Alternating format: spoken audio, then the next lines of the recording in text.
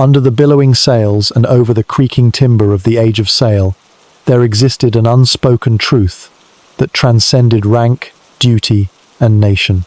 It was not glory, nor gold, nor the taste of salt on one's lips. It was the inescapable, undeniable, ever-returning biological need to relieve oneself. This is not the story of naval conquest or cartographic triumph. This is the story of human waste at sea, and how, in the grand theatre of maritime history, the most overlooked act was often the most urgent. If you romanticize the tall ships, the infinite horizons, and the stars guiding men across oceans, prepare to be disillusioned. Because before the Age of Sail was an age of exploration, it was an age of holding it in and losing. The sea may call with siren song, but when nature calls, it does so with a far less poetic tone, and no one escapes. Imagine this. You are standing on the deck of a 17th century merchant vessel. The wind is not in your favor, the biscuits are infested with weevils, and the man beside you hasn't bathed in 6 weeks. But the pressing issue at this moment is that you had a bowl of salted fish stew last night, and it has decided to make a reappearance. The problem? There is no toilet. There is no restroom. There is, however, the sea. Somewhere. Over the edge. If you're lucky, welcome to the maritime bathroom experience, also known as whatever you can manage before the wave hits. In the world of wooden hulls and wet boots, the logistics of bodily function were never optimized. Ships of the line, merchant barks, privateer schooners, none of them came equipped with plumbing, privacy, or pity. The head, a misleadingly named section at the bow of the ship, served as the official toilet. Why head? Because it was literally at the head of the ship. Romantic? No. Practical? Barely. But if you were crew, that was your throne, a precariously placed plank or board with a hole, suspended over the sea and the promise of humiliation. It was not designed with comfort in mind. It was not designed at all. It was merely tolerated. To use the head, one had to make their way forward, past ropes, barrels, and suspicious puddles, to a place where the sea sprayed with enthusiastic inconsideration. There, they would straddle the opening, clutching at whatever rope, beam, or divine concept they believed would keep them from plunging into the Atlantic. There was no door, there was no seat, there was only exposure, risk, and the sound of 25 knots of wind making a mockery of your dignity. It was, quite literally, the worst seat in the house. If the ship pitched violently, and they often did, the user could be thrown from the head into the drink. Yes, men died this way. A few seconds of natural relief exchanged for a death certificate signed by Poseidon. For centuries, historians focused on the heroism of naval battles and the courage of explorers. Few asked how these same men managed to void their bowels in a hurricane, but perhaps they should have. It reveals more about their resolve than any musket fire ever could. For officers, things were only slightly better. Higher ranks sometimes came with the privilege of a chamber pot, usually a glorified bucket, kept in one's cramped quarters, covered with a cloth or lid that did absolutely nothing to mask the smell. Disposal involved carrying the sloshing container to the rail and dumping it with a flick of the wrist and a prayer that no one was downwind. Cleanliness was relative. Sanitation was imaginary. You learned quickly that your nostrils were not your friends. Even this privilege, however, came with caveats. If the pot was full and the sea too rough, you waited. And while waiting, you contemplated every choice that led you to this moment. Naval glory, a life of adventure, the lie you told your mother about becoming an officer of the crown. All of it washed away with the rising bile in your throat and the realization that nowhere on this vessel was designed for humans to actually live or defecate. As for the lower ranks, they embraced, or rather, endured, a system of communal shame. Multiple men might use the head in succession, or simultaneously, separated only by silence and a mutual understanding not to make eye contact. Sometimes the ship would be too crowded, the conditions too dire, or the head too far. In such cases, men resorted to using buckets, which then needed to be emptied with the same level of enthusiasm as cleaning a rotting tooth. If a bucket spilled, and they did, .it was an event. Not a noteworthy event, but a memorable one. It lived in the planks and in your shoes, forever. But the worst part, arguably, was not the mechanics of the act itself, but the anticipation, knowing that you needed to go, knowing what that meant, navigating slippery decks, hostile winds, the sneering glances of your shipmates, and the cold, awful truth that you might not return clean or dry or with your self-respect intact. It became an internal monologue of tactical assessment. Can I hold it? For how long? Is now better than later? Is the sun low enough that no one will notice? Will the bucket be clean? Answer, no. Is that even a bucket or someone's helmet? The odds were never in your favor. And all of this took place in the backdrop of what history describes as the golden era of naval power. What the textbooks don't tell you is that the golden hue probably came from urine-soaked wood and the oxidizing stain of a place, 1,000 accidents. If you want to understand the age of sail, do not look to the sails. Look to the corners of the deck where water pooled suspiciously. Look to the stained beams, the soiled rope, the extra swab lying in the corner. These were the silent markers of a system that never accounted for digestion. Contemporary audiences like to imagine sea life as a clash of cannon fire and pirate flags flapping heroically in the wind. They forget that every one of those men, every pirate, sailor, soldier, and slave, had to go to the loo.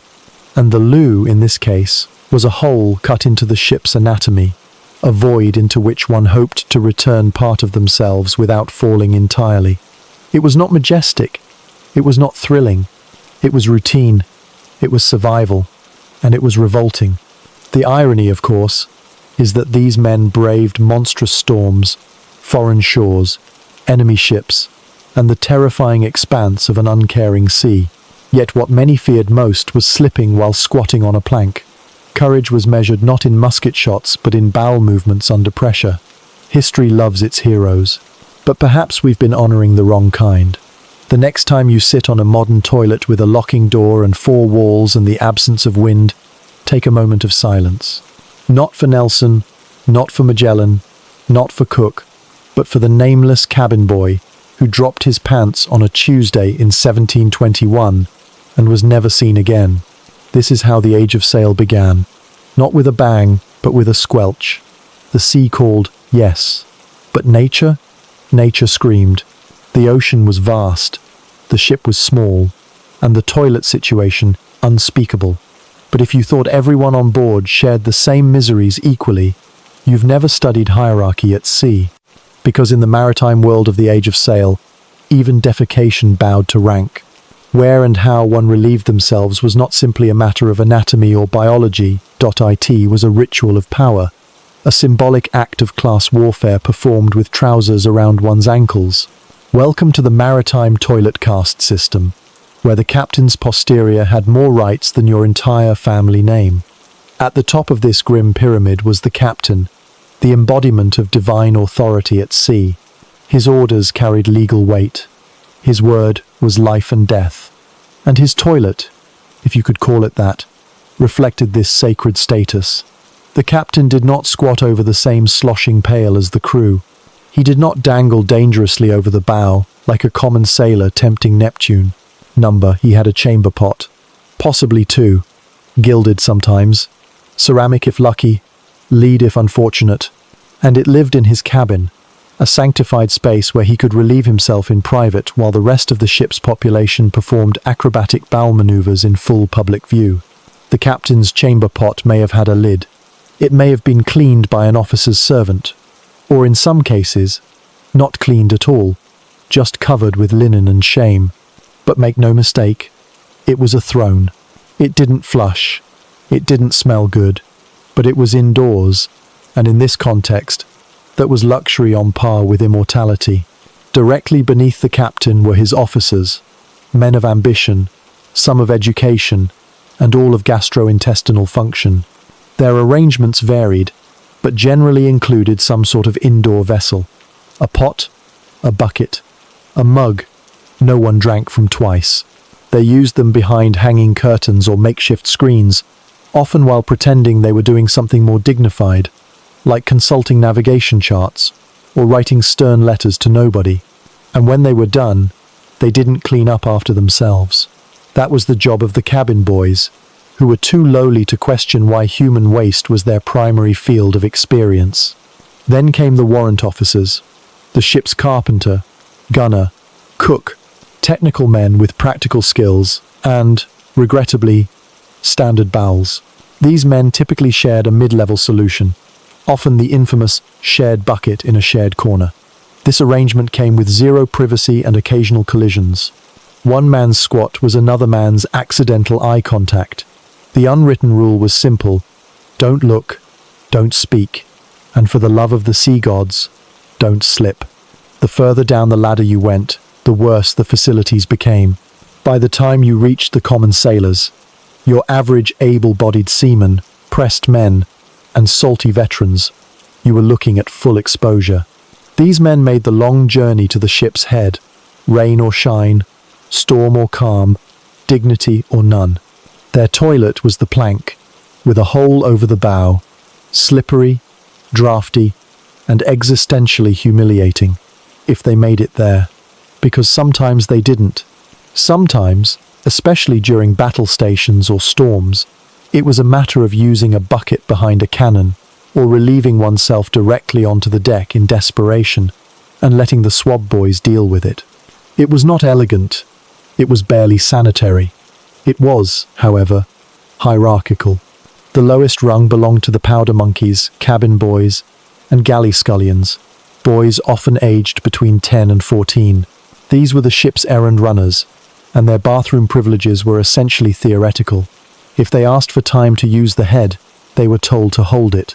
If they had an accident, they were told to clean it.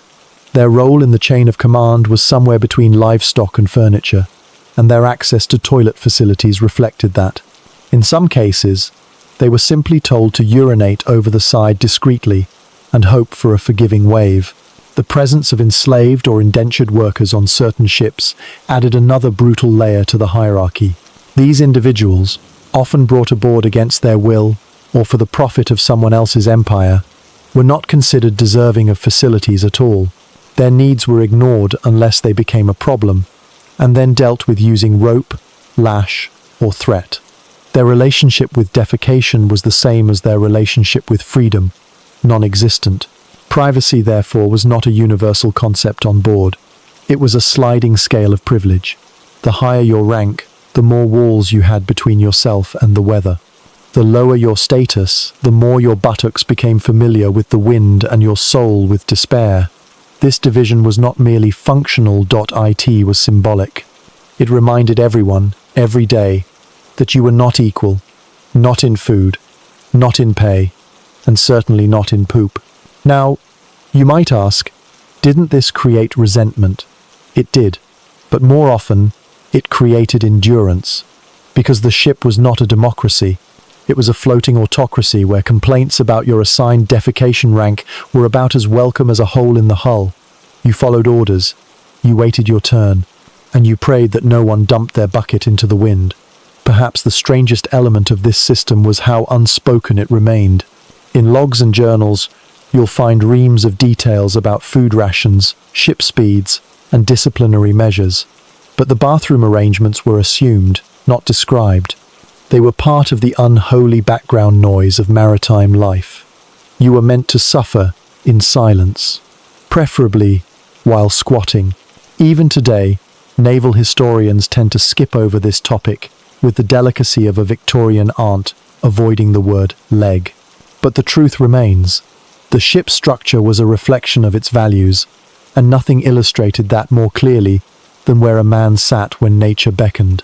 To look at a ship's diagram is to see the blueprint of a floating society where one's waste disposal method was a direct measure of one's worth. This wasn't about plumbing, this was about power. If you had a pot, you mattered. If you had a bucket, you were tolerated. If you had the wind and the waves, and the hope that no one was watching, you were just another piece of flesh riding the edge of empire. And so, the next time you find yourself complaining about a public restroom, or feel the urge to judge someone for taking too long in a stall, remember the hierarchy of the head. Remember that in the age of sail, every bowel movement was a negotiation with status, dignity, and physics. And remember that the captain sat alone, while everyone else just tried not to fall in. In the age of sail, when someone said they were going to the head, they were not referring to any part of their anatomy typically associated with thinking. They were not discussing the hierarchy of leadership, nor were they talking about the bow of the ship with awe or affection. No, they meant the toilet.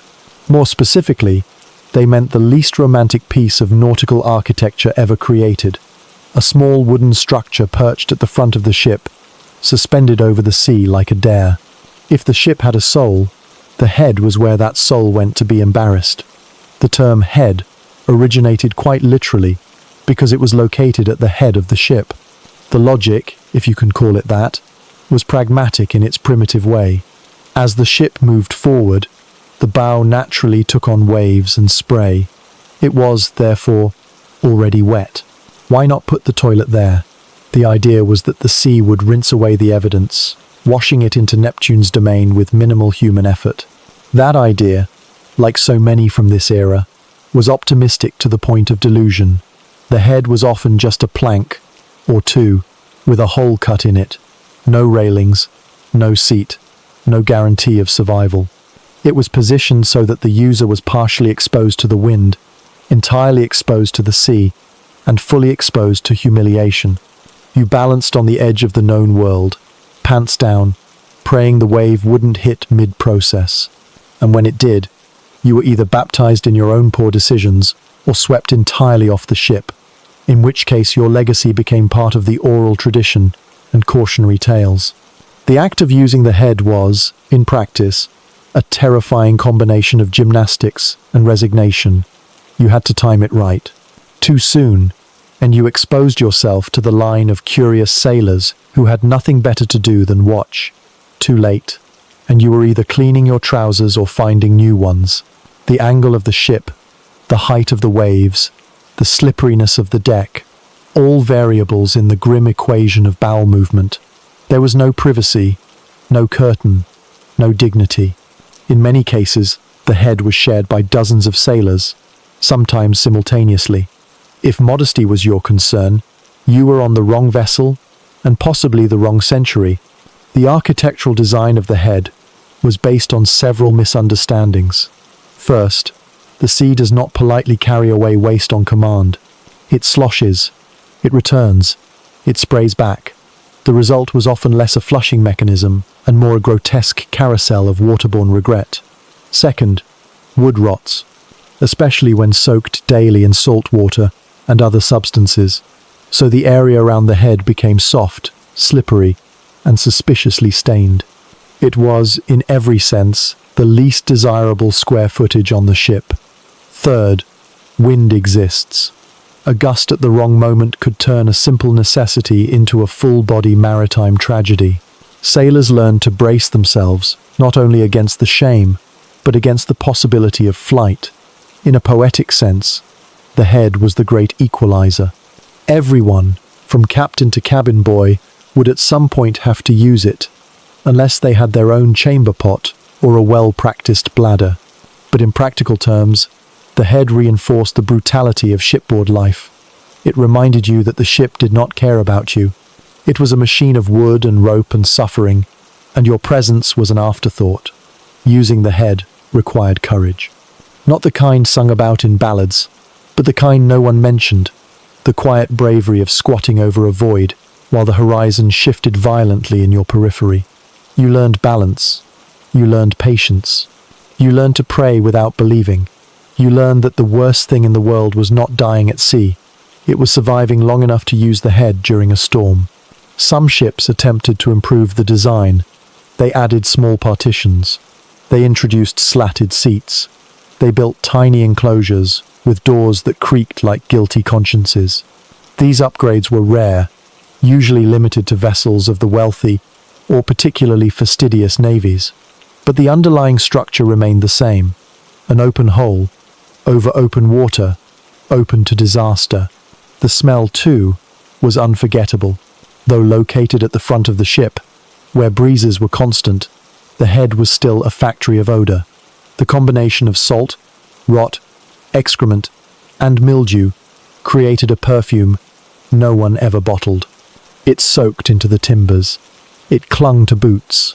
It followed sailors into their dreams and never quite left, even after landfall. In port cities, sailors could be identified not by their speech or clothing, but by the scent that arrived a few seconds before they did. When it came to cleaning, there was no standard procedure. Waste that did not find its way into the sea remained until rain, wave, or unfortunate intern cleaned it off, usually by accident. Mops were used, but rarely sanitized. Swabbing the deck was less about cleanliness and more about tradition, a daily performance of hygiene that fooled no one. The head was simply a reality to be endured, not improved.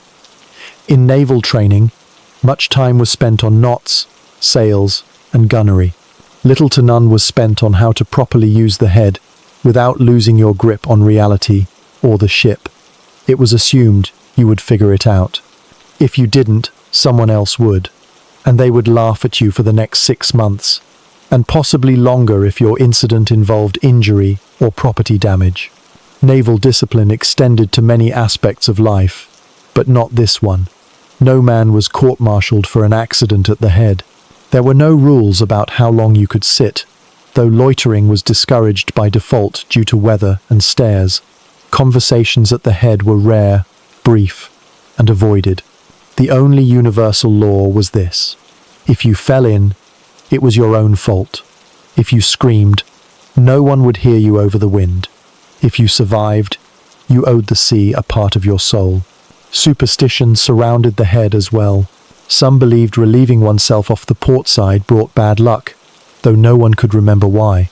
Others avoided using the head before a battle, fearing it was a sign of cowardice.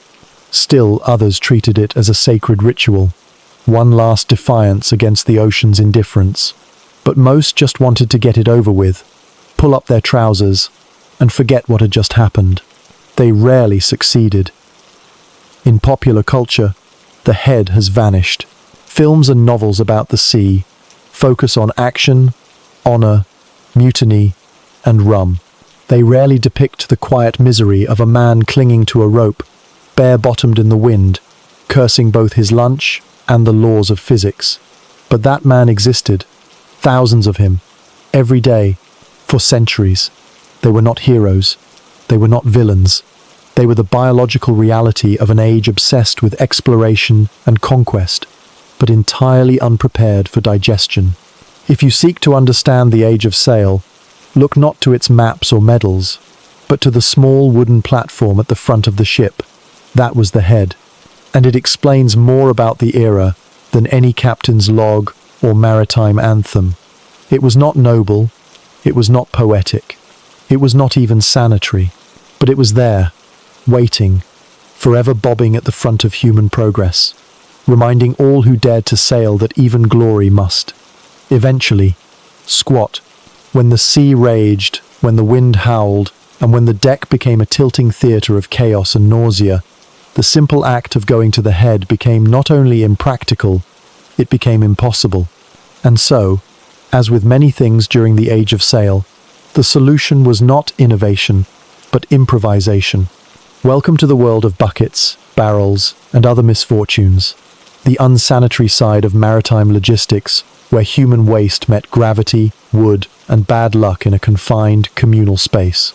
At first glance, a bucket seems like a solution: portable, functional, humble. But aboard a 17th or 18th century vessel, it was none of those things. It was a container of last resort, a symbol of despair, a desperate answer to a question no one wanted to ask, but everyone eventually had to answer. And it wasn't just one bucket, it was many, scattered throughout the ship, hidden in corners, sometimes repurposed from other functions, like storing biscuits, or brine, or nails. The label didn't matter, the smell did. These buckets became the de facto toilet during storms, during night watches, during battle stations, and during any moment when navigating to the head was akin to requesting death by wave. But the bucket came with risks of its own. It could tip, it could spill, it could slide, and it always, inevitably, filled. Once full, it became someone's job, though never an official title, to carry it to the rail and dump it overboard. This person was not thanked, they were not respected, they were tolerated until the job was done, and then avoided like a walking plague. No one made eye contact, no one shook hands. They simply stepped aside, respectfully or fearfully, depending on wind direction. The barrel was the bucket's older, bulkier cousin, used for longer voyages, larger crews, or captains who believed in efficiency. The barrel toilet was often a cut-down cask mounted in a corner of the ship, sometimes with a crude lid, often without. It was not emptied as frequently. Instead, it was left to ferment, to stew in its contents, to become a bubbling monument to everything wrong with maritime hygiene. Using the barrel was an experience. You climbed into a corner, squatted with one foot on a rope or crate, and did your best not to inhale. The smell radiated outward like a warning, keeping most men away unless truly desperate. And desperate they often were, because the alternative was not going at all, and that was never a winning strategy. Privacy, again, was theoretical. The bucket might be hidden behind a canvas or stack of rope, but the act itself remained public. You were never alone. The ship was too small, the crew too many, the smell too obvious. Even if you managed to do your business discreetly, the scent betrayed you. It lingered, it wafted, it accused.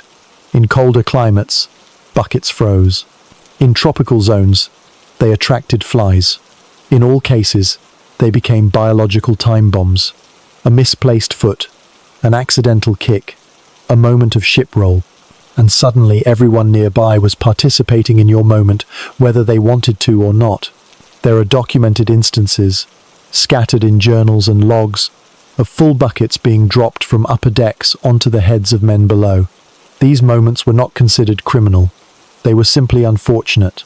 Sometimes they were funny, sometimes they led to fights, but they never led to structural change, because no one had a better idea.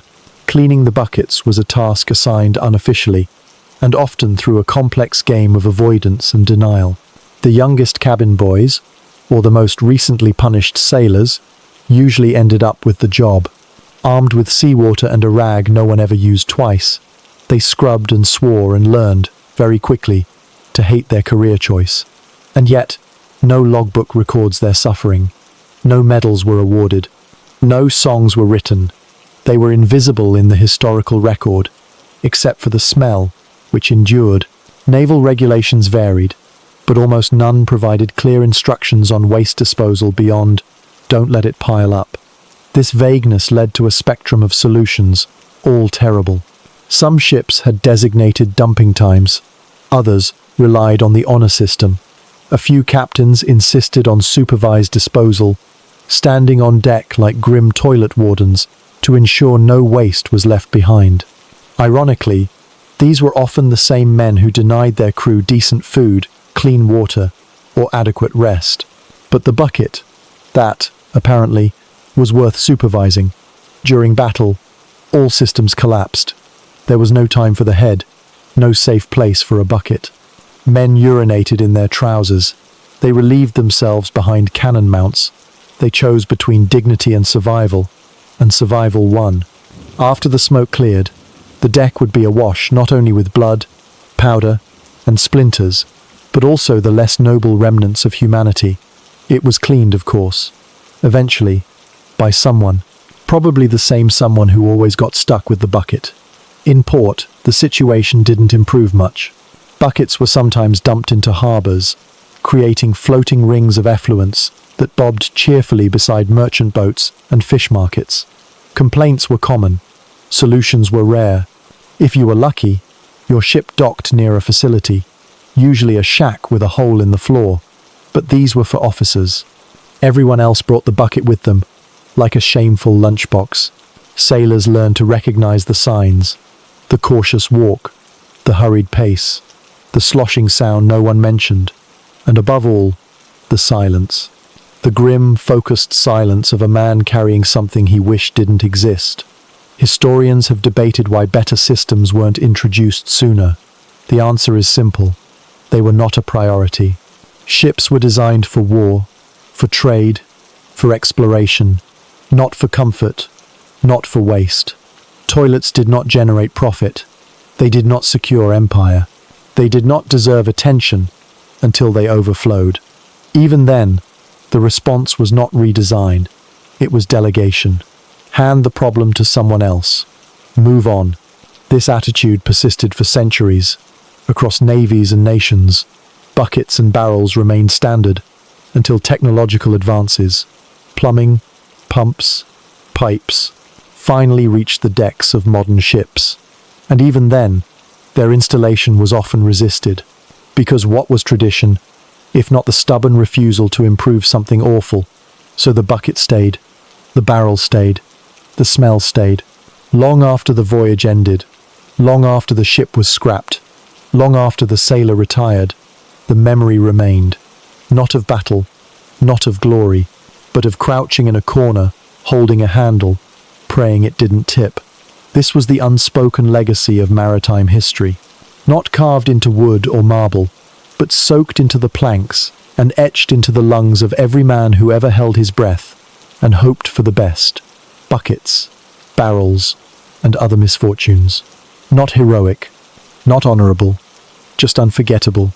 Among the many exaggerated legends of the Age of Sail, men fighting sharks with bare hands, sailors surviving weeks on a diet of boot leather and boiled rope, cannons fired with such precision they knocked hats off enemy captains, there exists a quieter, more gastrointestinal myth, the heroic act of holding it in, not just for an hour, not for a watch shift, but for entire days.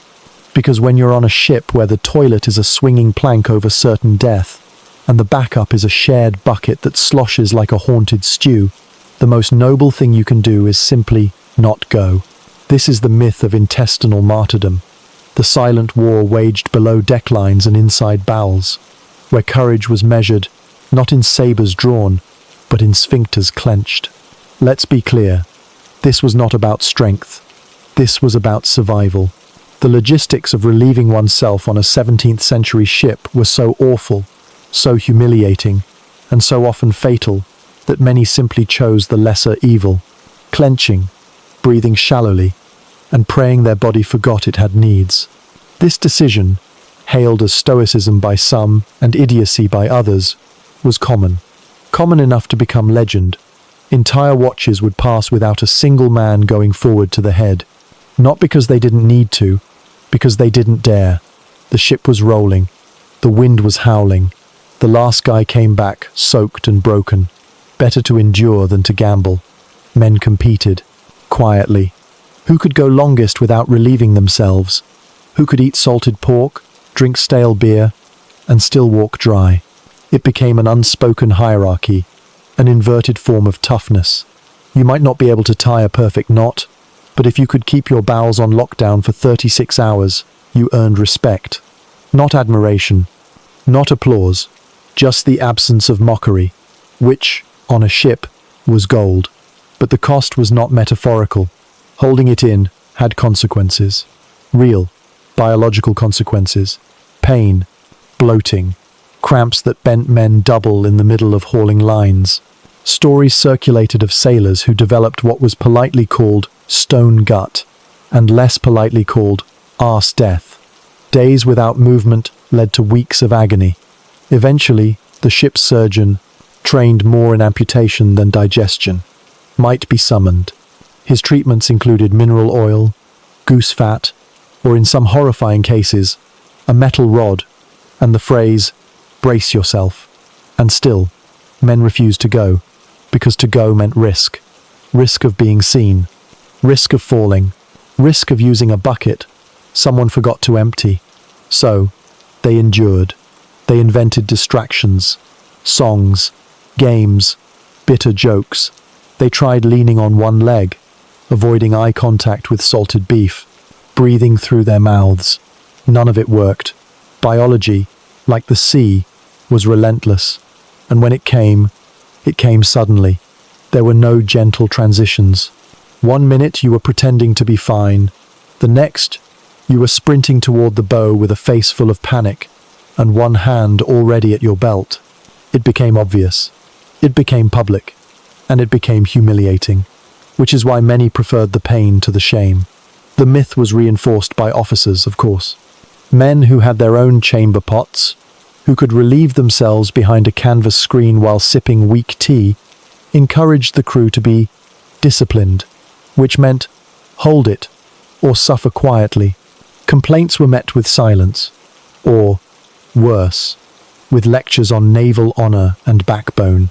A true man can master his body, they said, from behind locked cabin doors. Discipline begins in the gut, they added, while someone else emptied their pot.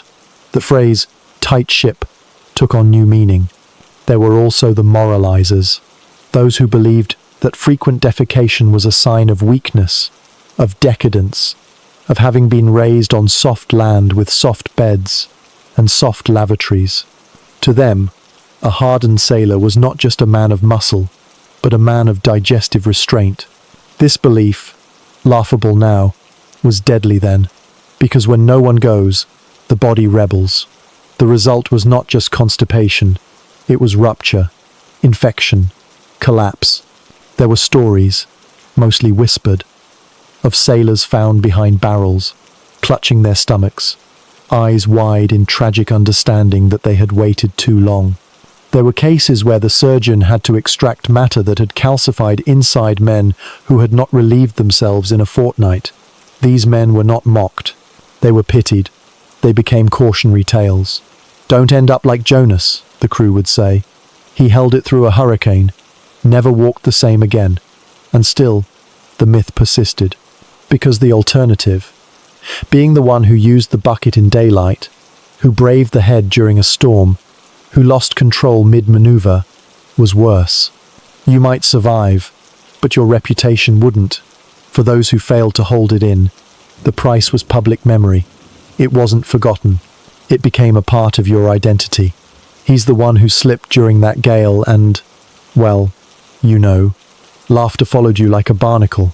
And so, holding it in became an act of protection, not against disease, but against ridicule. It was less about health and more about social strategy. A man who could delay the inevitable was not just respected, he was feared. He had power, temporary, painful, but power nonetheless. Eventually, of course, even the strongest gave in. They had to. The body demanded release. And when it came with a vengeance. Men returned from the head looking aged, shaken, as if they had faced a storm alone. They did not speak of it. They simply nodded, wiped their brow, and resumed their duties. Survivors of an invisible battle. In later years, when ships began installing slightly more humane facilities, enclosed heads, basic plumbing, the myth endured. Older sailors scoffed at the improvements. Back in my day, they said, you didn't go until your soul begged for release. This was not nostalgia. This was trauma, recycled into tradition. Historians tend to focus on the external achievements of naval life. The maps charted, the battles won, the ports reached. But if you want to understand what it truly meant to be a sailor, look not to the flags or the gun decks. Look to the man standing very still, eyes glazed, sweat forming on his brow, ignoring his lunch. That man is holding it in. That man is suffering. That man is living the myth. So next time you walk into a clean restroom with a locking door and soft lighting, take a moment to appreciate it. You are not being heroic by waiting. You are being sensible by going. Leave the heroism to the fools of history, who thought that bravery was measured in hours of silence and clenched regret. They held it in, so you wouldn't have to. In the modern world, privacy is expected. It is designed into architecture, protected by law, and endlessly monetized by tech companies who promise to safeguard your data while quietly selling your soul. But aboard a ship, in the age of sail, Privacy was a fiction, a myth, a luxury that did not exist, could not exist, and would have been laughed at by every miserable soul squatting over a hole in a rolling plank. This was not merely a lack of privacy. This was the active denial of its possibility. When you lived, worked, ate, fought, and died within shouting distance of 100 other men, crammed into a floating wooden coffin, the concept of being alone became not only foreign, it became suspicious. If you were alone, you were either dead or doing something you weren't supposed to. In this environment, the very idea of a private moment, especially for bodily functions, was as fantastical as mermaids or honest officers. The ship did not provide space for solitude. The head, for example, was located at the bow, exposed to wind, sea, and judgment. There were no walls, no curtain, no screen, just a plank and your pride, dangling in the open air while other men walked past, pretended not to look, and absolutely looked. Because what else was there to do? It wasn't voyeurism, it was proximity. You couldn't unsee what was directly in your line of sight, and you didn't have the option to walk the other way. There was no other way. The deck was finite. Your choices were forward or backward, both crowded, both loud, both unforgiving. Below deck, matters were worse. Hammocks hung inches apart, buckets squatted in corners. Men dressed, scratched, snored, and relieved themselves within arm's reach of one another. You learned to avert your eyes not out of respect but out of necessity. Looking too closely at anything, especially at the wrong time, was an invitation to violence, mockery, or both. And yet, despite this constant human saturation, shame persisted. No one wanted to be seen in the act. No one wanted to be remembered as the one who couldn't hold it, or who made too much noise, or who took too long. So men developed systems, quiet systems. Eye contact was avoided at all costs. Conversation near the head was forbidden. If someone walked past, you pretended they didn't. If they slipped or struggled, you ignored them. If they groaned or cursed, you offered no reaction. It was a collective denial, a crew-wide agreement to pretend no one had a body, even as everyone used it constantly. But this agreement broke down frequently. During storms, men were tossed from the plank. During battles, privacy was replaced by panic. And during nights of heavy drinking, all rules evaporated in a flood of urine, vomit, and regret. Drunken sailors mistook barrels for toilets, boots for buckets, and other men's hammocks for latrines. The next morning was filled with groggy apologies, half-hearted threats, and impromptu cleaning with seawater and curses. The ship had no janitors. Everyone was the janitor.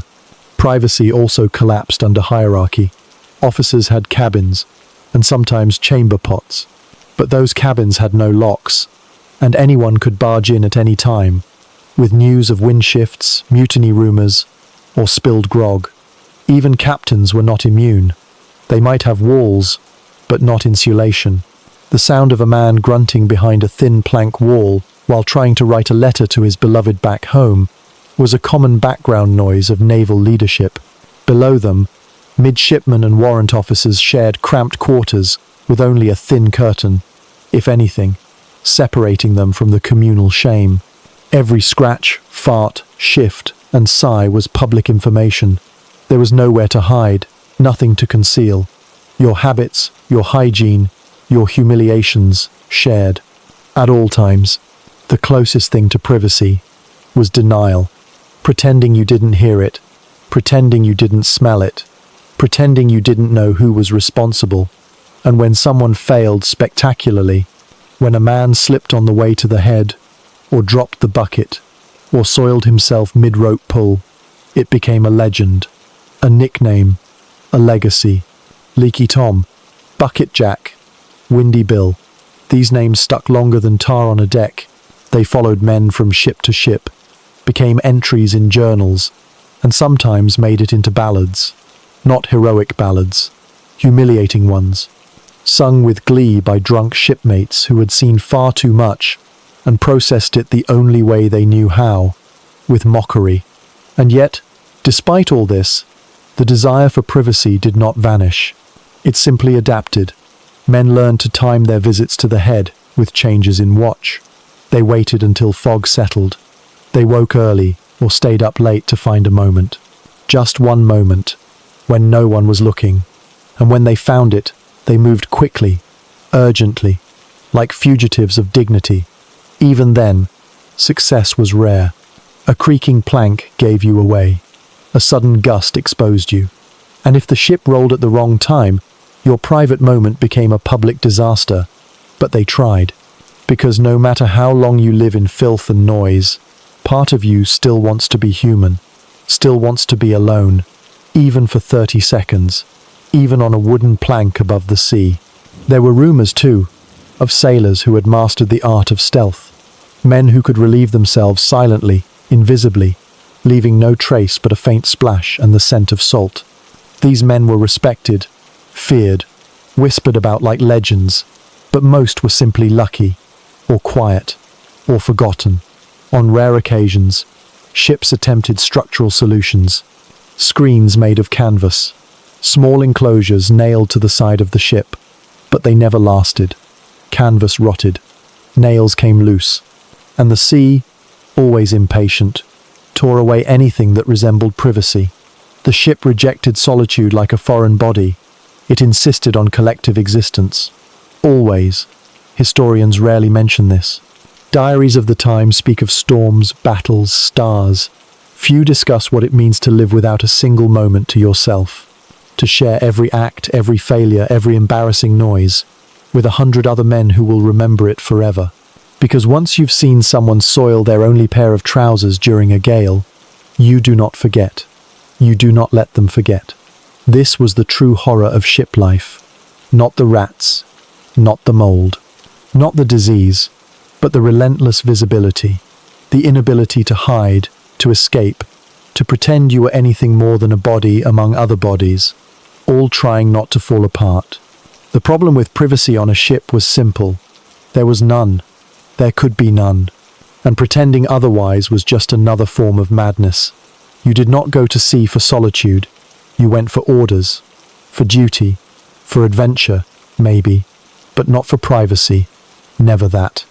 If you wanted privacy, you stayed on land. You built walls. You closed doors. You paid rent. You suffered in silence. But at sea, your suffering had an audience. Always. Sanitation is a word we take for granted today. It appears in government policies, school posters, and smug hand soap commercials. It's associated with systems, pipes, filters, water pressure, and with virtue, as if cleanliness is not just next to godliness, but part of the national identity. But in the age of sail, the word didn't exist, not the way we mean it. If you had uttered the word sanitation aboard an 18th century ship, the crew would have blinked, spat, and assumed you were either speaking French or having a fit. Cleanliness was not a goal. It was not a priority. It was not even a concept. What existed instead was the bare minimum effort to not immediately drown in one's own filth, which is less of a public health initiative and more of a daily emergency. The ship, as a structure, was made of porous wood, soaked in salt water and secrets, and every surface doubled as a sponge for misery.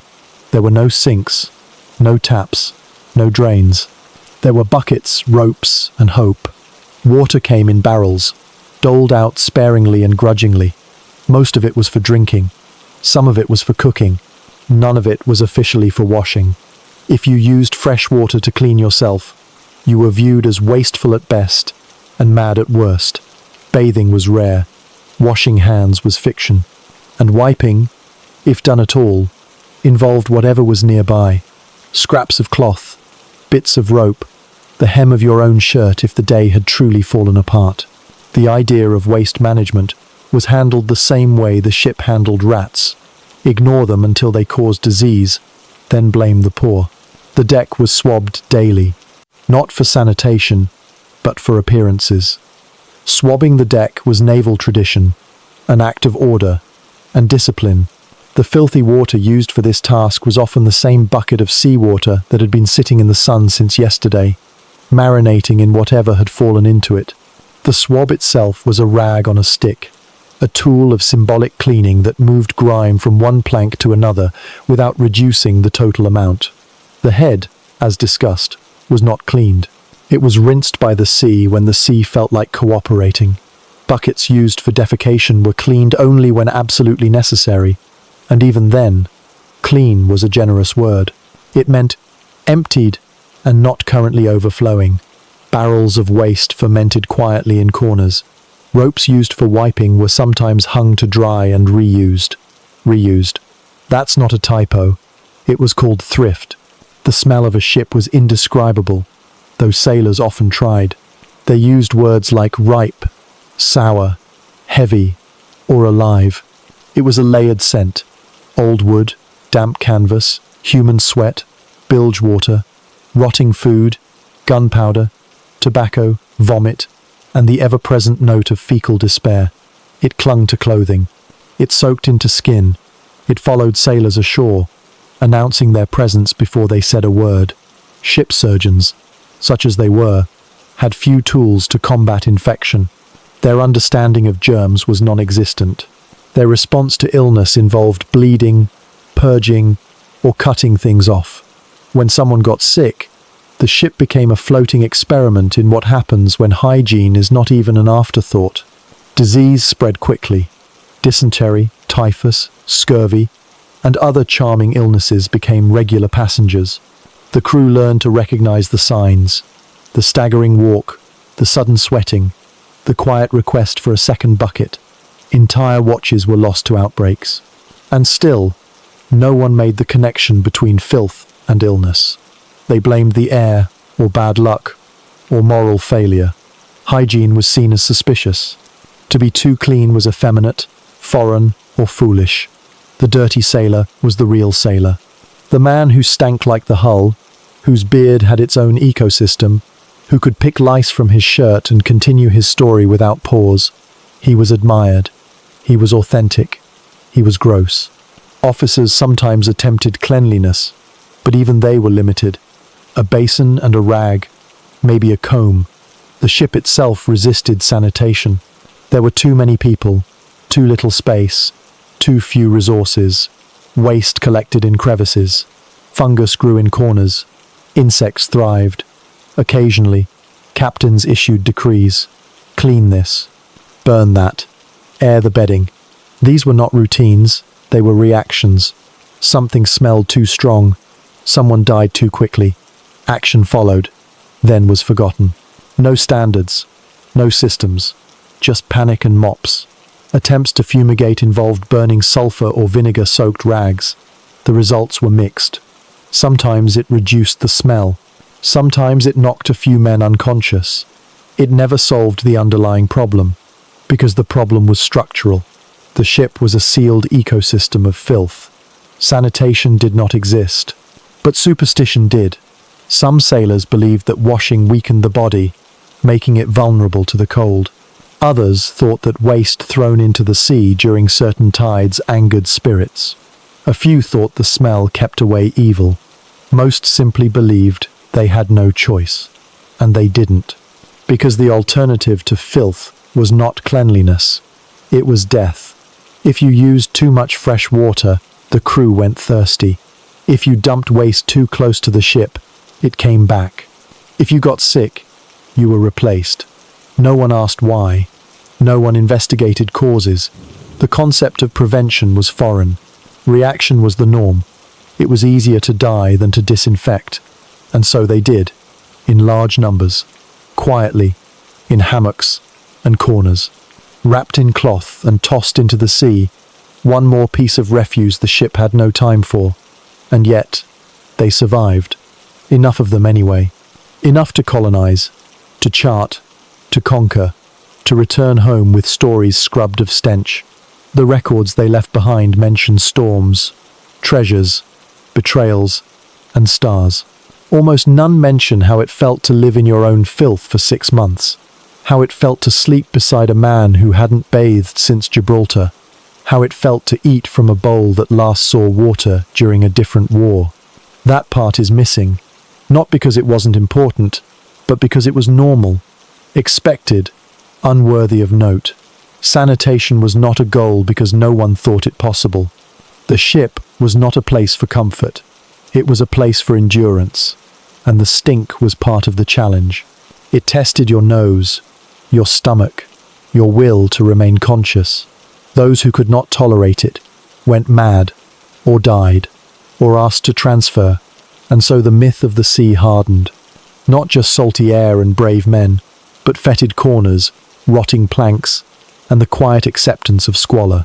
If you want to understand life on a ship before plumbing, do not look at the sails. Do not look at the maps. Look at the mop, at the bucket, at the man sighing as he empties another barrel overboard, muttering that it's someone else's turn tomorrow. That was sanitation, when the word did not yet exist. A burden, a joke, a memory that refused to wash off. There are many ways to die at sea. You can fall from the rigging, drown in a storm, be struck by cannon fire, or simply vanish into the fog of war and paperwork. But perhaps the most undignified, the most profoundly miserable, and the most preventable cause of death was one that came not from enemy ships or nature's fury, but from within, from the slow, watery unraveling of your own intestines. This was dysentery, and in the age of sail, it wasn't just a disease, it was a lifestyle. On a ship where sanitation was a myth, privacy non-existent, and fresh water a distant memory, the human digestive system became a battleground. Men consumed salted meat, moldy biscuits, questionable beer, and things that once resembled vegetables but had long since lost that identity. The result was predictable. Stomachs groaned, bowels rebelled, and when the first man rushed to the rail or the bucket or simply collapsed where he stood, everyone else knew what was coming. An outbreak, a ship-wide descent into slippery chaos. The symptoms were immediate and unrelenting. Cramping, fever, vomiting, and a sudden, catastrophic loss of bowel control. Men would go from upright to incapacitated in hours. The head, already a death trap, became a scene of horror. Buckets overflowed. Barrels sloshed with more than despair. The smell, previously impressive, became biblical. You could smell the disease before you saw it, and once you saw it, you couldn't forget. Men sat in corners, pale and sweating, too weak to move, too proud to cry. They wrapped themselves in their own coats, hoping to contain the shame, but nothing could contain the symptoms. It was everywhere, in the bedding, in the food stores, in the water barrels, on the ropes, on the decks. You could track the progression of the outbreak by the number of hammocks left empty in the morning and the number of sea burials scheduled by noon. The ship's surgeon, a man with more enthusiasm than expertise, would arrive late, holding a saw, a jar of leeches, and perhaps a bottle of brandy if it was payday. His solutions were limited. Bloodletting was popular, so were purgatives, which was ironic given the situation. There were attempts at rehydration, but without clean water, this was like trying to put out a fire with oil. Sometimes, he would simply nod solemnly, prescribe a poultice of ash and vinegar, and move on to the next man. Men died fast, or slow. It depended on the day, the diet, and the density of the despair. Dysentery did not discriminate. It took officers and crew, young and old, heroes and cowards. It did not care how long you had served, or what battles you had won. All that mattered was what you had touched, what you had eaten, and how well your body could resist the sea's unique brand of microbial roulette. But dysentery was not the only guest aboard. There were others. Typhus, spread by lice, turned fever into hallucination and death. Cholera, brought on by contaminated water, made dysentery look like a mild inconvenience. Scurvy, while not a digestive disease, weakened the body to the point where everything became fatal, including dysentery. And yet, in all of this, blame was rarely assigned to hygiene. No one thought to wash their hands. No one considered boiling water. They blamed the weather, or the wind, or bad spirits. One journal blames an ill-tempered moon. Another suggests a cursed rope. No one blames the man who dumped a full bucket too close to the cooking area. This blind spot in maritime medicine was astonishingly consistent. Even as ships became faster, guns more accurate, maps more detailed, the understanding of disease remained firmly medieval. The connection between filth and illness was right in front of them, in every sticky corner and stained plank, but somehow still invisible. Meanwhile, life aboard continued, because it had to. The sails had to be trimmed, the helm manned, the watch kept, all while men groaned, slipped, and occasionally dropped dead mid-task. Their bodies were wrapped in canvas, weighted with cannonballs, and slipped into the sea with a few muttered words. The cause of death? Fever, flux, fatigue, never feces. That word did not make it into the logs. It made it into the shoes, into the mop, into the memory, but not the official record. The living envied the dead, not because they were noble, but because they were clean, free, unburdened by the constant risk of soiling themselves while hauling rope in front of their peers. There was no dignity in survival, only endurance and stains. Dysentery had another name among sailors, the devil's work, not because it was supernatural, but because it felt personal, like a punishment for daring to live in a place so ill-suited for human life. Every man struck down was proof that the sea did not want you there, that the ship itself, creaking and moaning, was trying to purge you like everything else from its bowels. And still, they sailed. Still, they ate. Still, they defecated and hoped, because there was no other option. You could not request shore leave in the middle of the Atlantic. You could not ask for a hospital when the nearest doctor lived a month away and prescribed whiskey for childbirth. You endured. You watched your crewmates fall, and you prayed, not for salvation, but for bowel control. Dysentery eventually passed, or it didn't. Ships lost a quarter of their crew to it, half, sometimes more. When they made landfall, they limped into port like ghost ships, pale, thin, stinking of fear and failure. They unloaded not just cargo, but disease, spilling their symptoms into the streets of port cities, unprepared for the arrival of 50 men who hadn't digested a meal properly since Lisbon. Some recovered, some didn't, some went back to sea, because it was that or starve. The logs never captured the full horror. The journals hinted. The diaries, if they survived, revealed. But mostly, the truth was flushed into the sea, one bucket at a time, leaving behind only the legend of another voyage where the real enemy wasn't France or pirates or storms. It was the devil's work, born in the belly and ended in the bucket. There were many small emergencies aboard ships in the age of sail. A loose rope, a snapped mast, a drunken fistfight over the last dry biscuit. But there was one situation so dreaded, so viscerally despised, that even the toughest men went silent when it happened. It was not announced. It was not discussed. It simply occurred. And when it did, everyone knew. The bucket had overflowed. In theory, the ship's waste buckets were emptied regularly. In practice, they were emptied whenever someone remembered, or whenever someone tripped over one and started shouting.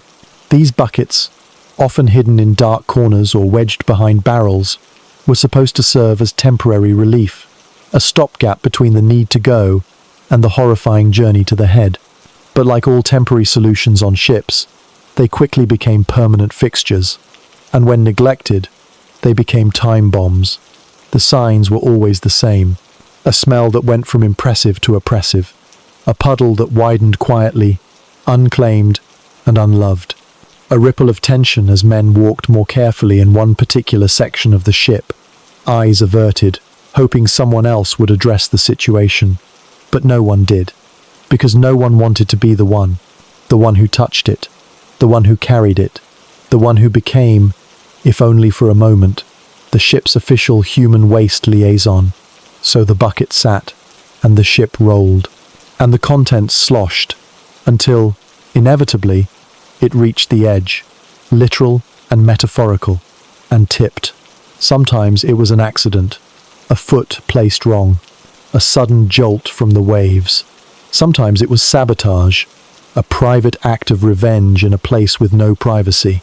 And sometimes it was sheer indifference. Either way, when the bucket went, the crisis began. The overflow itself was not dramatic. No geyser, no explosion, just the quiet spread of something dark, thick, and unspeakable, moving across the deck like a slow and vengeful tide. Men froze. Conversations stopped. Jokes died in throats. All eyes turned to the expanding stain, and the question loomed: who would deal with it? There was no protocol. Naval manuals of the time include instructions on flogging, sail trimming, even spiritual preparation for battle, but nothing about how to respond to a mutinous bucket of human waste. So each crew improvised. Some ships had unspoken rules. Youngest touches it, lowest rank handles it, newest crewman learns the lesson. Others relied on volunteers, which meant no one. Occasionally, an officer would assign the task, usually with the ceremonial phrase, "Sort that out, would you?" and then vanish. The cleanup tools were primitive: a mop if you were lucky, a rag tied to a stick if you were not. Water, of course, was seawater, already tainted with salt, fish, and the knowledge that it too had carried human waste overboard only moments before. The goal was not sterilization, it was containment, smearing the mess into less visible planks, moving the crisis out of walking range, pretending it had never happened. Sometimes sand or sawdust was sprinkled over the mess, not to clean it, but to disguise it, to trick the nose and fool the eye long enough for morale to recover. But the smell remained. It seeped into boots, into rope, into memory, and it lingered long after the physical evidence was gone. That was the true power of the bucket overflow. Not the mess, but the morale damage. On a ship where dignity was already in short supply, where men slept in hammocks inches apart and defecated over the edge of death itself, the sudden loss of even basic control was unbearable. It reminded everyone of the fragility of their environment, the thin line between civilization and chaos, between routine and ruin. It broke men, temporarily but deeply. There were stories of sailors who wept during cleanup, not from the smell, but from the symbolism, that this sloshing disgrace, was their life, that this was what their grand adventures had become: a bucket, a stain, a mop that should have been retired during the last war. And yet, ships continued, the mess was cleaned, the shame was buried, and within hours, men were laughing again, playing dice, telling stories, as if nothing had happened. Because nothing had changed. The bucket was replaced, the cycle reset, no lessons learned, no system improved. It was simply accepted, like the rain, like the rats, like the fact that at some point, it would happen again. Some ships tried to manage the risk, assign a man to check the buckets twice a day, create a dumping schedule, label the containers. None of it lasted. Discipline faded. Lids disappeared. The man assigned got dysentery. The schedule was ignored. And the buckets kept overflowing. There was a superstition among some sailors that a bucket tipping over before a voyage meant bad luck, that the ship would run into storms, or pirates, or disease. In truth, the only bad luck was the bucket itself, that it existed, that it was full, that it waited, patiently, to be forgotten, and when forgotten, it would strike. In modern times, we look back and shake our heads. Why not better systems? Why not plumbing? Why not at least a second bucket? But history does not run on logic. It runs on inertia. And in the age of sail, the bucket was not just a container. It was a metaphor for everything they tolerated, for everything they refused to fix, for the sheer volume of nonsense they were willing to live with, so long as someone else cleaned it up. So, when the bucket overflowed, it was more than a mess. It was a mirror, a dark, smelly reminder of the limits of endurance and the absence of foresight. A crisis that wasn't declared, but always returned, and always would. In the grand, grimy, salt-soaked history of the Age of Sail, most records suggest that the ships were populated entirely by men. Men who drank, fought, swore, bled, and defecated into buckets without complaint or grace. This, however, is only partially true, because women were there too. Not many, not loudly, not often in the logs, but they were there, disguised as men, hidden among cargo, serving as nurses, passengers, stowaways, or in rare and remarkable cases, sailors. And if the maritime bathroom situation was a disaster for men, for women, it was an unrecorded agony. A daily exercise in stealth, pain, endurance, and improvisation so relentless that entire journals managed to avoid mentioning it entirely, which makes sense, because if your entire existence on board depended on no one realizing you were female, your first priority wasn't writing about your menstrual cycle, it was survival. Female sailors in disguise faced a logistical nightmare. They had to eat carefully, drink less, and time every bodily function with more precision than a gunner aiming a cannon. There was no privacy, no special accommodations, no separate head, just the same filthy plank over the same terrifying sea. And if they made one wrong move, if someone noticed the way they hesitated, the way they moved, the way they avoided eye contact while using the bucket, they were finished. Exposed, shamed, possibly thrown overboard or worse. Many adopted tricks, wrapping cloth tightly across the chest, binding the waist, learning to spit and curse like the rest. But even the best disguise couldn't change biology. Menstruation didn't care about your rank or cover story.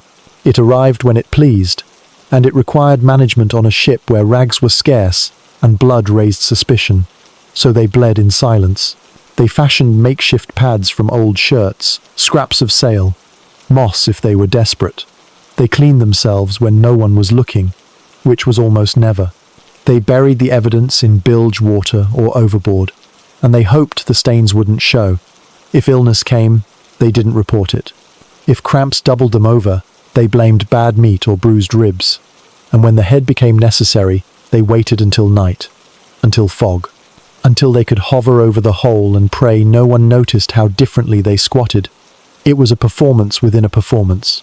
A sailor pretending to be a man, pretending not to be terrified. And it went on for months, sometimes years. The emotional toll of this kind of concealment was severe. You could never fully sleep, never fully relax. Every movement had to be calculated, every look calibrated, every bathroom break a security threat. And yet, they stayed. Not because it was fun, but because the alternatives, poverty, servitude, powerlessness, were worse. The sea was awful, but at least it was awful on your own terms. In extremely rare cases, some ships allowed women openly, usually as passengers, occasionally as nurses or cooks. In these scenarios, a little more privacy might be granted. A curtained corner, a separate bucket, a nod of acknowledgement that they existed, but these gestures were minor, symbolic. The ship remained a hostile environment for anyone with a uterus. Hygiene was primitive for everyone. For women, it bordered on sabotage. There were no sanitary products, no disposal methods, no water for cleaning, just the overwhelming pressure to keep everything hidden, to not become the subject of gossip or scandal or blame, because any disruption was blamed on them. Bad luck? Must be the woman on board. Storms? Clearly the woman. Food went bad? Someone found a hair? A fight broke out? Woman. It became a superstition, a scapegoat, a reminder that in a world built for and by men, the presence of a woman was not simply unusual, it was considered dangerous. This paranoia extended to bathrooms. If a woman was caught using the head, it wasn't just an awkward moment, it was proof, evidence, and once identified, she faced consequences ranging from forced disembarkation to imprisonment to violence. There were no official policies, just reactions, usually harsh, occasionally fatal. And yet, they endured. Some became legends: Mary Read, Anne Bonny, Hannah Snell. But for every name remembered, dozens were forgotten. Women who lived and died anonymously, whose greatest achievement was not discovery or battle, but simply managing to urinate unnoticed. That was the triumph. Not sailing, not surviving storms, but surviving the bathroom. If that sounds absurd, that's because it is. But it's also true. The head, already a nightmare for men, became a daily crucible for women, a place where one slip, one sound, one stain could unravel an entire life. And so they became masters of misdirection, artists of timing, engineers of bodily control. They learned to sweat without shaking, to bleed without grimacing, to exist without being acknowledged. The unspoken agony of female sailors was not recorded in logs. It was not honored in medals, but it shaped every moment of their voyage. It was the quiet soundtrack beneath the cannon fire, the ticking clock behind every task, the knowledge that there was no place to go, no time to go, and no one who would understand if you did. And yet, they stayed. They sailed. They endured. Because the ship, as brutal as it was, offered something rare: mobility, escape, a kind of freedom wrapped in chains. The agony was unspoken not because it didn't matter, but because speaking it would have been dangerous. Silence was survival. And so, the records remain mostly male, mostly loud, mostly filthy. But if you listen closely, between the lines of deck logs, in the margins of journals, behind the muttered complaints about strange behavior, you can almost hear the quiet footsteps of a woman heading toward the head, unnoticed, unseen, determined not to fall in. That too was bravery. Not glorious, not celebrated, but real, relentless, and, like everything else at sea, soaked in salt, fear, and shame.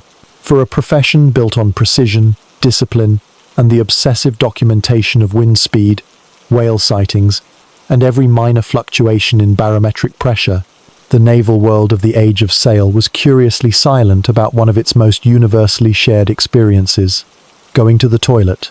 Ship logs and journals from the era are filled with accounts of storms, skirmishes, navigational calculations, and inspirational reflections on the endless horizon. But toilet talk? Practically non-existent. At least, not directly. The absence is not because it wasn't happening. It very much was. It just wasn't considered worthy of ink. Or perhaps it was considered too worthy, too intimate, too humiliating, too real. You can find sailors discussing the state of the biscuit supply, the color of the sunset, and the consistency of the weevils in their rations. But when it comes to defecation, there's a collective literary shrug. Most captains didn't write, "First mate soiled himself during squall," into the official record. Midshipmen didn't chart the smell radius of an overturned barrel of feces.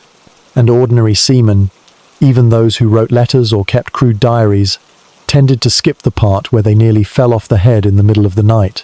This wasn't because it didn't matter. It mattered deeply. It mattered every day. But the silence itself tells us everything. Toilet matters on ships existed in a parallel dimension, a realm of shared suffering that everyone endured, but no one described. It was too common to mention, too undignified to record, too dangerous to joke about until weeks had passed and the smell had faded. And yet, in the margins, between the lines, behind the euphemisms, the truth leaks out. Occasionally, a journal will hint, the deck soiled again. Mr. Harris confined to his hammock, afflicted with the flux. Midnight watch interrupted by a most offensive stench. These are not vivid narratives. They are polite avoidance strategies, literary side-eyes. But if you know what you're looking for, they scream. Afflicted with the flux was the favored phrase, particularly among officers who wanted to sound clinical while describing a man's internal collapse. The flux could mean anything from mild diarrhea to fatal dysentery, but it always meant someone was spending too much time at the edge of the ship, or failing to reach it. More personal diaries, especially from lower ranks, get slightly more honest. One sailor wrote, "Could not sleep for the noise of Jenkins retching and evacuating like a man possessed. Suspect the stew." Another noted, "Lost my footing whilst relieving myself and have bruised something vital. Fear laughter more than injury." These fragments offer glimpses into a world mostly erased by dignity and censorship. When logs do mention sanitation, it is usually in connection to disease. Bilge fouled, crew ordered to swab below, barrels dumped too near to galley, captain furious. Surgeon insists waste not to be thrown windward again. These moments of bureaucratic intervention were rare and usually reactive. Someone had slipped, or gotten sick, or simply complained loudly enough to be noticed. Even then, the language remains restrained. No one ever wrote, "The bucket has overflowed and morale is collapsing." But that is exactly what happened. Sometimes, humor broke through. Sailors had little else. One anonymous diary includes a note. "Ship's boy has earned the name Double Trouble, reason known to all, spoken by none." Another offers a limerick, barely legible, about a man who misjudged the wind and learned a lesson about trajectory. These jokes, often scrawled in the back of a logbook or etched into the wood near the latrine, weren't just attempts at comedy, they were survival. Coping mechanisms in a world where your most private acts were never private and rarely successful. Officers, of course, were even more discreet. Their logs were official records, reviewed by superiors, used in court-martials, and preserved in archives. They could not write, "Third lieutenant fell into the sea mid-defecation and was retrieved by a sailor too stunned to laugh." Instead, they wrote, "Lieutenant White lost footing during routine inspection, recovered with minor abrasions." History is full of such lies, elegant, sanitized mistruths that hide the mess with polite language and selective memory. Meanwhile, sailors continued to relieve themselves in full view of crewmates and the occasional passing dolphin. The rare instances when toilet issues did make it into official reports often involved discipline. If a man defecated in the wrong place, or failed to empty a bucket, or used someone else's hammock as a urinal, it might result in punishment. The logs would then record, "Flogged for disrespect and uncleanliness." Not exactly a thrilling read, but between the lines, you can smell the story. And then there are the absences, the blank days in journals, the pages missing from logs, the torn corners and water-damaged entries that just happen to coincide with outbreaks of disease or episodes of particularly foul weather. It is tempting to imagine that those days were so horrific, so pungent, so drenched in bodily failure, that the writer simply gave up, or that someone, later, decided the story was not fit for history and edited accordingly. We will never know, but we can guess, because the sea does not forget. The stains soaked into the timbers, the smell embedded in canvas, the mop handles worn smooth by reluctant hands. These are the real logs, the real journals, the unspoken documentation of a life lived in close quarters, with no plumbing, no dignity, and nowhere to run. So if you want to understand the daily reality of life at sea, do not stop at the charts and the stars. Look at the margins, at the smudged ink, at the euphemisms. Listen for the silent sentence behind the elegant phrasing. "The crew subdued and listless today" probably means half of them were doubled over with cramps. Tension among the men likely indicates a bucket incident. "Surgeon occupied" is a red flag the size of a bloody sail. The truth is there, just out of frame, just beneath the surface, just past the part where the captain talks about weather patterns and trade winds. The toilet talk is in the silence, the stink between the sentences, the shared memory of men who lived and worked and soiled themselves aboard a machine that never paused, never cleaned itself, and never forgave. It's all there. You just have to squint and breathe through your mouth. History tends to romanticize innovation as the great redeemer of human suffering. We tell ourselves that with enough ingenuity, enough wood and rope and grim determination, even the most undignified problems of life at sea could be solved. But when it came to maritime toilets in the age of sail, innovation did arrive, just not with dignity, efficiency, or success. Instead, what we got were innovations that solved nothing, ideas crafted by men who meant well, or at least wanted to stop stepping in puddles, and who believed that with the right design, the sea could become a little less foul. They were wrong. Take, for instance, the earliest attempt at improving the head, a so-called box seat, attached to the bow with a hinged lid and a wooden slat for modesty. It promised improved comfort. It delivered splinters and instability. The lid flew open in storms. The slat did nothing against the wind, and more than one user found themselves launched into the sea when the entire contraption sheared off during heavy swell. It was promptly abandoned, but not before earning the nickname, the captain's catapult. Then came the multi-seat latrine, a communal plank with multiple holes so that men could relieve themselves together, like some sort of tragic dinner party. This was intended to improve morale and efficiency. It instead delivered awkward eye contact, synchronized suffering, and the horrifying realization that shared defecation is not team building.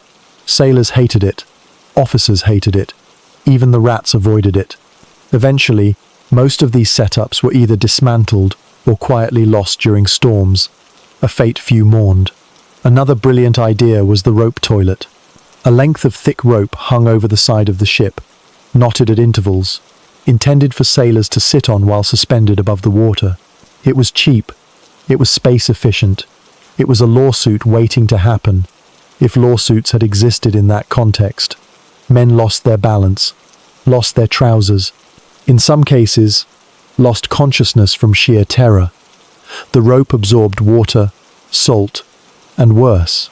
It never dried. It smelled like regret. And after one too many accidents, it was cut down and ceremoniously thrown into the sea, where it likely traumatized a passing fish. Not to be outdone, some ships experimented with pipe systems, hollow wooden tubes that redirected waste from a hole in the deck to the ocean below. This was hailed as the future of naval sanitation. In practice, it was a clogged nightmare. The pipes were too narrow, the angle was wrong. The contents backed up, spilled out, and turned below deck into a septic maze. Sailors assigned to maintain the pipe system quickly began volunteering for cannon duty instead. At least cannonballs had the decency to kill quickly. Officers, determined not to share the fate of the crew, commissioned private toilet boxes, small cabinets with a seat, a lid, and a bucket beneath. These were installed in officer cabins and called things like comfort stools or private conveniences. They were neither comfortable nor convenient. The smell was uncontainable. The lid warped. The bucket filled faster than anyone admitted, and the poor soul assigned to empty it, usually the ship's boy, learned more about bitterness than any philosophy book could offer. For a time, one enterprising captain ordered a velvet curtain to be hung around the head. He believed this would provide modesty and perhaps improve morale. Instead, the curtain absorbed moisture, mildew, and every foul scent the sea had to offer. It clung to the body. It blocked the wind but not the view. It rotted within weeks and collapsed dramatically during a particularly embarrassing moment for the first lieutenant. After that, curtains were declared land luxuries and never spoken of again. The most ambitious failure, however, was the flushing toilet. Yes, someone tried. A spring-loaded mechanism involving a lever, a trapdoor, and the motion of the sea. The idea was that waste would be dropped into a sealed chamber, and the movement of the ship would slosh water through, removing the contents. What actually happened was this. The trapdoor jammed, the chamber overflowed, and the entire mechanism released its contents into the gun deck mid-drill. Several muskets were ruined. The inventor was reassigned to rope duty, and the flushing toilet was officially declared an enemy of the state. These failures weren't just design flaws, they were philosophical misfires. They assumed that life at sea could be improved, that a ship, a creaking, leaking, rat-infested coffin of wood, could be made more comfortable, but the ship had no interest in comfort. It existed to move, to float, to not sink. Everything else was decorative. Toilets were not a priority. They were tolerated. When innovations came, they were mocked, feared, or quietly destroyed by time and wave. Men did not want better toilets. They wanted to not think about toilets. They wanted buckets that didn't spill, planks that didn't splinter, the bare minimum required to avoid catastrophe. But innovation insisted, again and again, a rotating seat for rough seas, a barrel with baffles to reduce slosh, a urine funnel carved from whalebone, all brilliant on land, all disasters at sea. The sea does not reward creativity. It punishes it. It punishes it with wind and spray, and the sudden realization that your brand new latrine is now lodged in the rigging. Even modern historians hesitate to write about these inventions, perhaps out of embarrassment, not for the inventors, but for the species. That so many men spent so much time trying to solve a problem that the ship itself had already answered. The edge of the deck, a strong grip, and the acceptance that dignity is optional. In the end, none of these innovations stuck.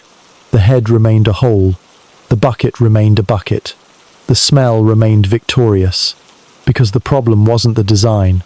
The problem was the premise, that the human body could be comfortably accommodated in a place fundamentally hostile to all its needs. It couldn't, it never has been, and no amount of trapdoors, velvet curtains, or rope swings could change that. These were not solutions, they were delays, distractions, footnotes in the long, smelly saga of maritime endurance. Innovations that solved nothing. Because at sea, some problems are too powerful to fix. They just have to be endured, preferably with your mouth closed. History, as it is usually taught, is a visual affair. Maps, portraits, paintings of battles in dramatic poses where no one is ever mid-defecation. Even the written accounts focus on what was seen. Flags raised, sails unfurled, enemies defeated, sunsets admired. But history, especially maritime history, is not just visual. It is olfactory. It smells. And the age of sail smelled worse than you think. Worse than you want to think. Worse than any reenactment, museum exhibit, or well-meaning documentary narration dares to admit. If you really want to understand life aboard a ship in the 17th or 18th century, you have to start with your nose, and then apologize to it. The smell was constant, layered, and aggressive. It didn't just hover, it invaded. It clung to everything. Clothing, rope, wood, even the food. It woke you up before the bells rang. It put you to sleep like a burlap sack over your face. It was a scent made of thousands of bad decisions, aging together in a wooden box suspended over the sea. At the core of this olfactory nightmare was human waste. Raw, unrefrigerated, and poorly managed. Buckets were full. The head was windward. Men missed. Accidents happened. Cleanup was inconsistent. And even when done well, it was done with salt water, old rags, and the kind of enthusiasm usually reserved for dental surgery without anesthesia. The stench of feces mixed seamlessly with the scent of stale urine, the acidic tang of vomit, and the musty despair of unwashed bodies in unventilated spaces. But that was just the beginning. There was the bilge, the lowest part of the ship, where water, rot, and every unfortunate liquid eventually pooled. The bilge was not just a place, it was a concept, a mood, a slow, fermenting rage beneath the floorboards. Every now and then, it needed to be pumped out. A job so despised, it was sometimes given as punishment.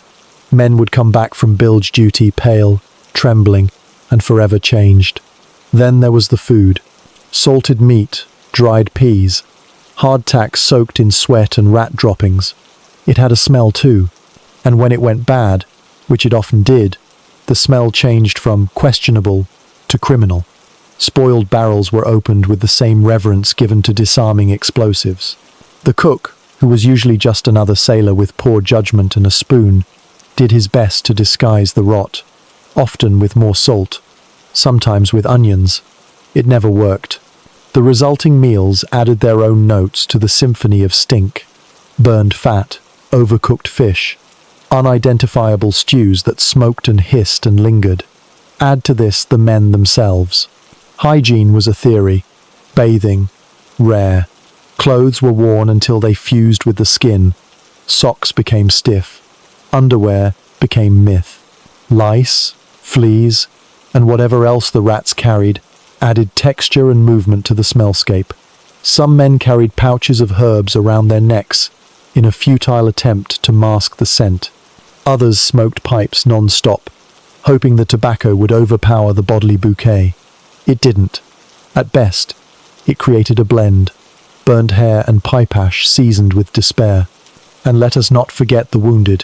When battle came, and limbs were removed, and bandages applied with the subtlety of burlap and tar, the smell of blood and rot joined the party. The surgeon's corner was a horror of open wounds, crude stitches, and the antiseptic sting of rum poured on things. Rum was never meant to touch. Nothing about it smelled clean. Nothing about it was. The air, thick and low, carried all of this. It did not move quickly. It circulated lazily, as if reluctant to leave, passing from man to man like gossip and regret. Rain did not wash it away. Wind only stirred it into new configurations. Even the sea, mighty and eternal, could not compete. The smell was stronger than salt, stronger than smoke, stronger than time.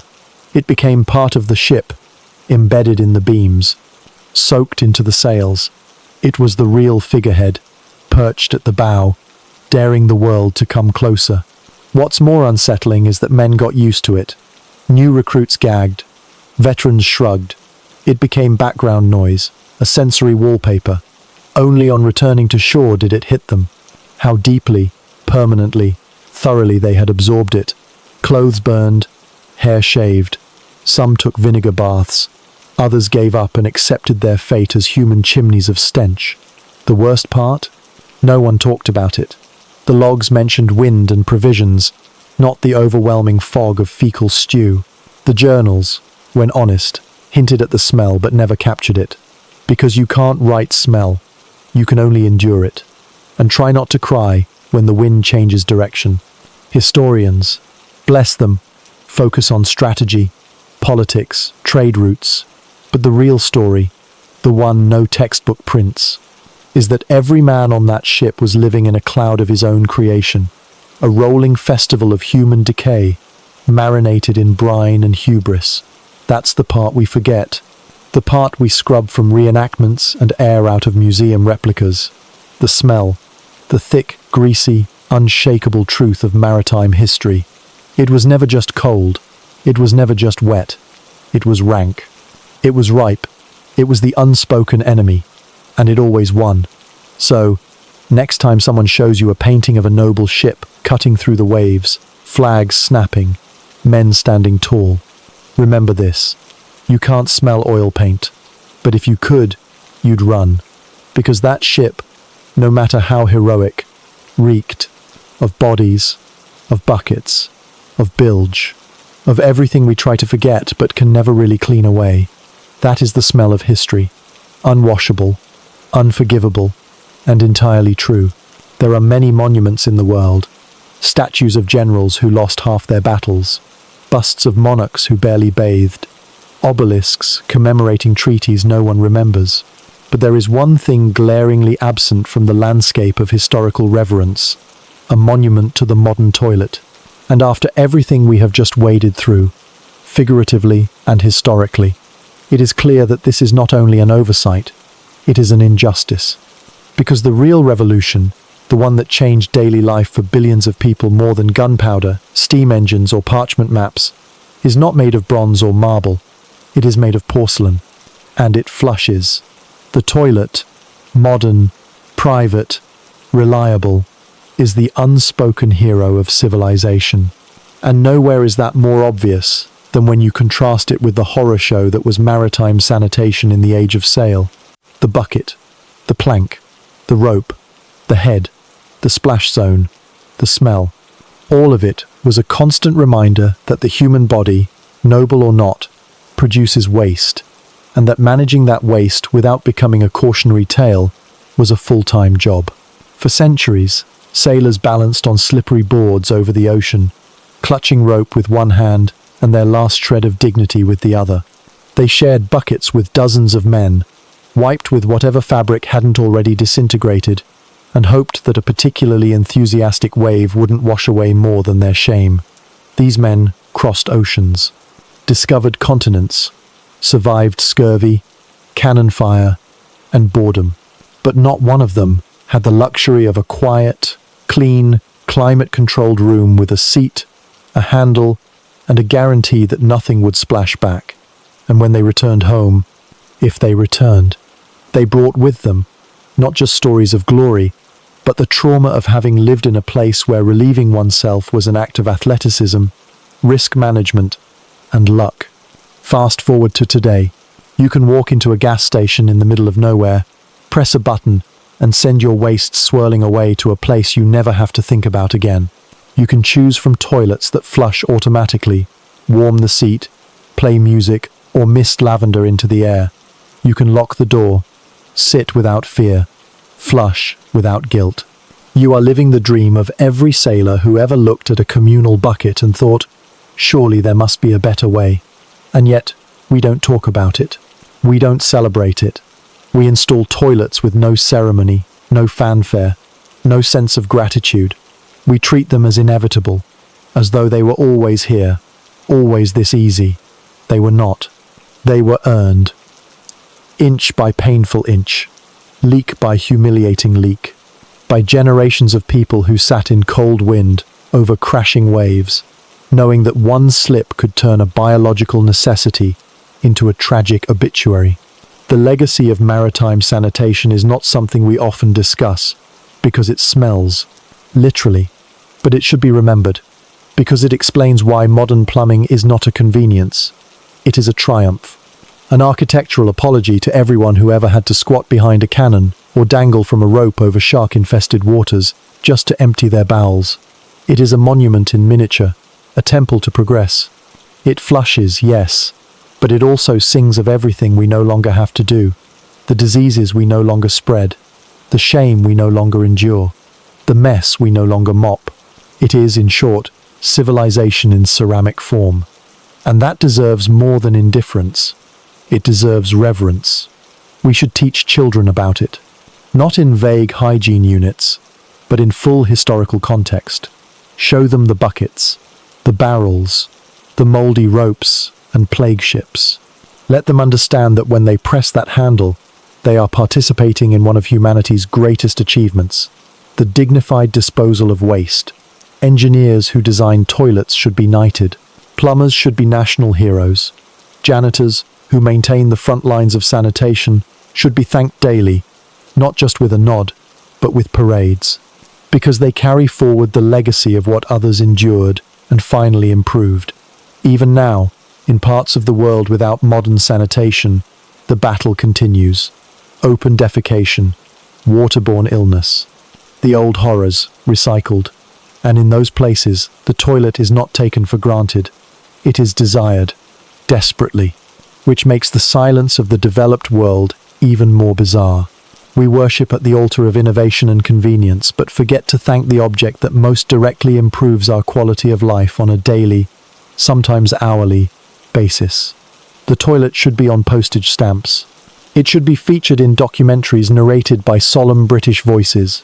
It should have its own holiday, because it is not just a device.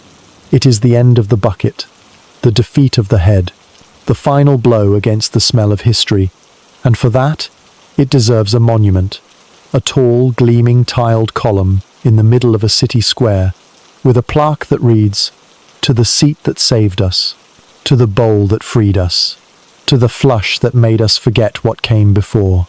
It would be visited, it would be photographed, it would be quietly respected, because deep down, we all know what it's like to need it, to hope it works, to feel the relief when it does, and to never, ever want to go back. So the next time you sit down, alone, in peace, and hear that gentle rush of water carry your problems away, remember the ships, remember the sailors, remember the plank, the bucket, the barrel, the smell, and give thanks.